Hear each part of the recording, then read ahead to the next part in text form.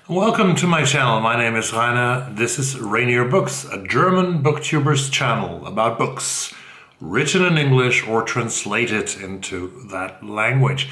And those of you who know my channel know that by the beginning of every new month I release a video with the books of the last month that I thought could be interesting to you and that are definitely interesting to me, to buy them, to borrow them, or to just read them.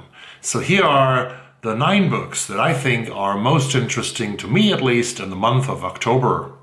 Let's get started.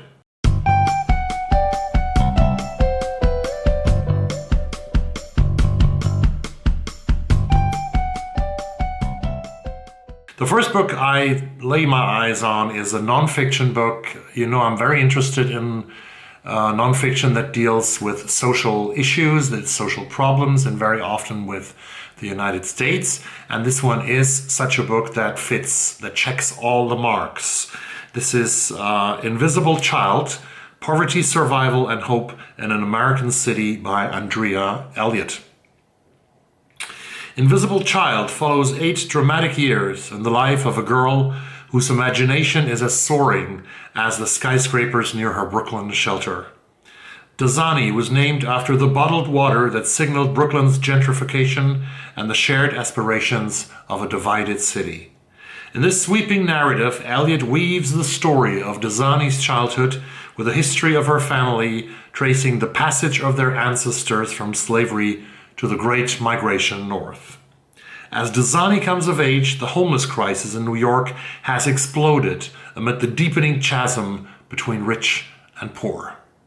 Dazani must guide her siblings through a city riddled by hunger, violence, and drug addiction, homelessness, and the monitoring of child protection services. Out on the street, Dazani becomes a fierce fighter to protect the ones she loves. When she finally escapes city life to enroll in a boarding school, she faces an impossible question. What if leaving poverty means abandoning your family and yourself? By turns heartbreaking and inspiring, Invisible Child tells an astonishing story about the power of resilience, the importance of family, and the cost of inequality.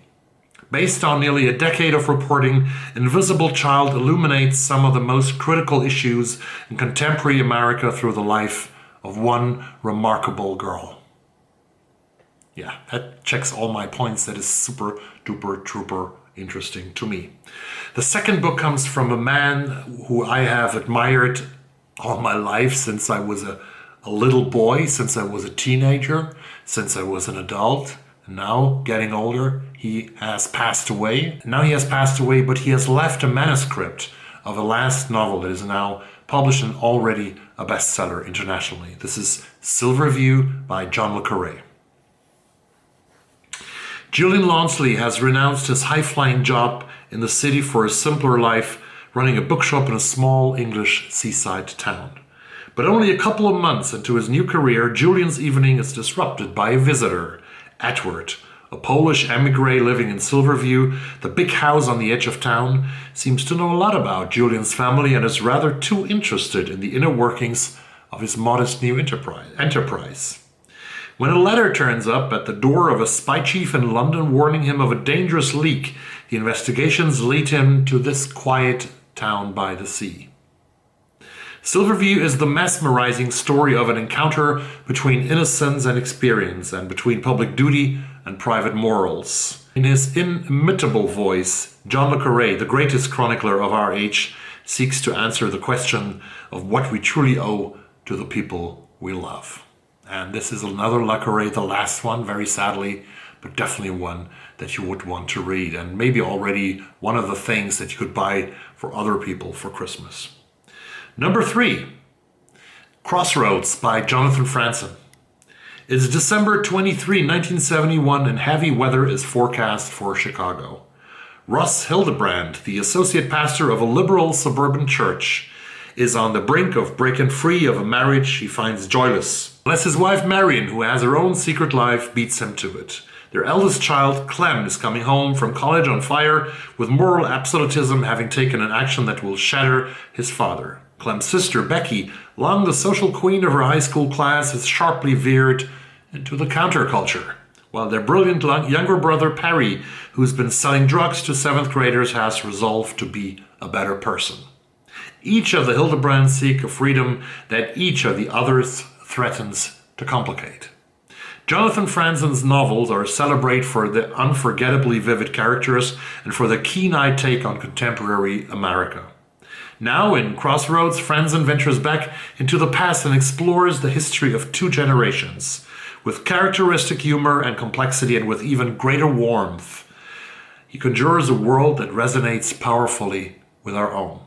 A tour de force of interwoven perspectives and sustained suspense, its action largely unfolding on a single winter day, Crossroads is the story of a Midwestern family at a pivotal moment of moral crisis. Jonathan Franzen's gift for melding the small picture and the big picture has never been more dazzlingly evident, and this is the beginning of a trilogy, the first of 3 novels, Crossroads by Jonathan Franzen. The next one, the 4th book, is on the shortlist of the Scotiabank Giller Prize and might be awarded that prize. It's possible, right? On November 8th. This is Fight Night by Miriam Towles. You're a small thing, Grandma writes, and you must learn to fight. Swift's grandma Elvira has been fighting all her life. From her upbringing in a strict religious community, she has fought those who wanted to take away her joy, her independence, and her spirit. She has fought to make peace with her loved ones when they have chosen to leave her. And now, even as her health fails, Grandma is fighting for a family, for her daughter, partnerless and in the 3rd term of her pregnancy, and for her granddaughter Swift, a spirited 9-year-old who has been suspended from school. Crammed together in their Toronto home, on the precipice of extraordinary change, Grandma and Swift undertake a new vital project, setting out to explain their lives in letters they will never send. Alternating between the exuberant, precocious voice of young Swift and her irrepressible, tenacious grandma, Fight Night is a love letter to mothers and grandmothers and to all the women who are still fighting, painfully, ferociously, for a way to live a life on their own terms. Yeah, sounds powerful. Next one is powerful, I guess. The 2019 winner of the Booker Prize. Bernardine Evaristo has published a book called Manifesto, which is sort of a non-fiction, not really it's autobiographical, but not her autobiography. So, what is it about? In 2019, Bernardine Evaristo became the first Black woman to win the Booker Prize since its inception 50 years earlier, a revolutionary landmark for Britain. Her journey was a long one, but she made it, and she made history. Manifesto is her intimate and fearless account of how she did it. From a childhood steeped in racism from neighbors, priests, and even some white members of her own family, to discovering the arts through her local youth theater.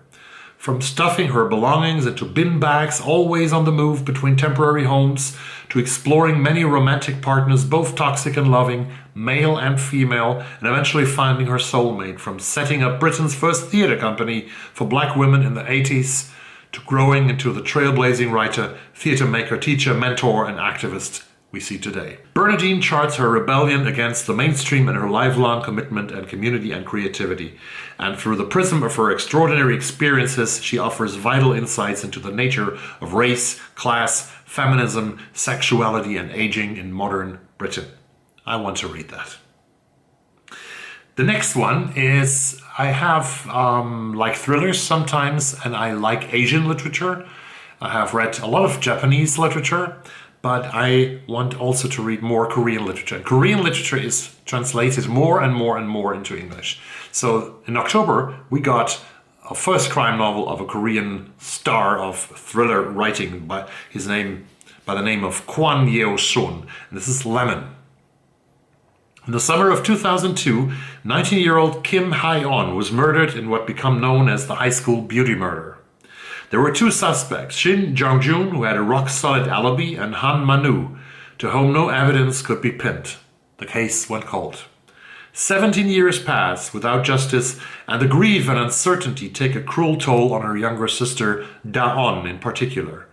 Unable to move on with her life, Da-on tries in her own twisted way to recover some of what she's lost, ultimately setting out to find the truth of what happened.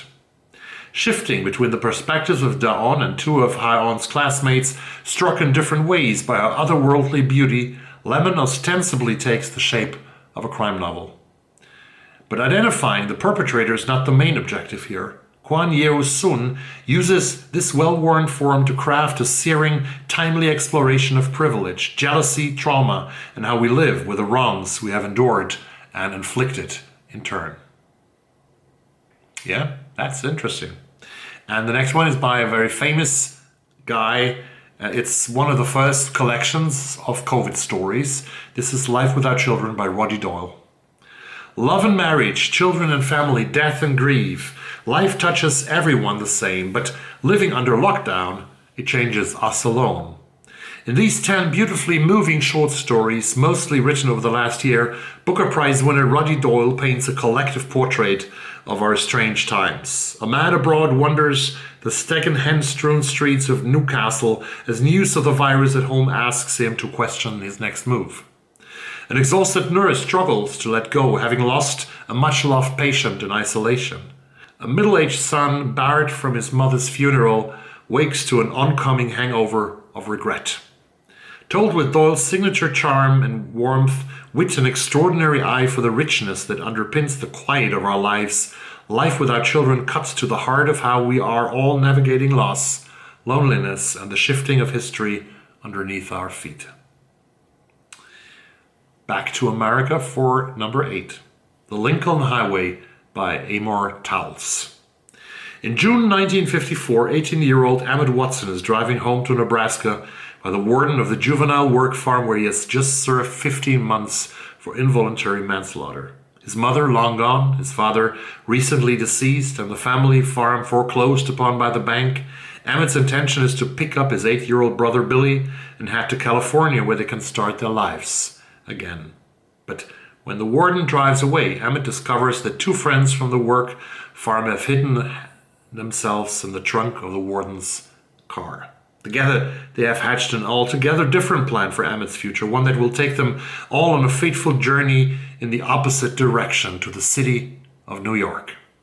Spanning just 10 days and told from multiple points of views, Towles' third novel will satisfy fans of his multi-layered literary styling while providing them an array of new and richly imagined settings, characters, and themes. And the last one is another collection of short fiction. It's My Monticello by Jocelyn Nicole Johnson. Tough-minded, vulnerable, and brave, Jocelyn Nicole Johnson's precisely imagined debut explores burdened inheritances and extraordinary pursuits of belonging. Set in the near future, the eponymous novella My Monticello tells of a diverse group of Charlottesville neighbors fleeing violent white supremacists. Led by Danisha, a young black descendant of Thomas Jefferson and Sally Hemings, they seek refuge in Jefferson's historic plantation home in a desperate attempt to outlive the long-foretold racial and environmental unraveling within the nation. In Control Negro, hailed by Roxane Gay as one hell of a story, a university professor devotes himself to the study of racism and the development of ACMs, average American Caucasian males, by clinically observing his own son from birth in order to painstakingly mark the route of this black child to one whom I could prove was so strikingly decent and true that America could not find fault in him unless we as a nation had projected it there. Johnson's characters all seek out home as a place and an internal state, whether in the form of a Nigerian widower who immigrates to a meager existence in the city of Alexandria, finding himself adrift, a young mixed-race woman who adopts a new tongue and name to escape the landscapes of rural Virginia and her family, or a single mother who seeks salvation through buying a house ahead of the apocalypse. United by these characters' relentless struggles against reality and fate, My Monticello is a formidable book that bears witness to this country's legacies and announces the arrival of a wildly original new voice in American fiction. These were the 9 books. Some of them you might already give away as Christmas presents to your friends, to your family, to whoever might be interested, or why not to yourself. So thank you very much for watching this video. Comments down below if you're interested in this book or if I missed a great great book that was published in October, according to you? Let me know that. I'm very interested. And I hope that I will see you soon again on this channel with a wrap up on next Sunday. Until then, stay tuned to the channel. And most of all, folks, stay safe. Bye-bye.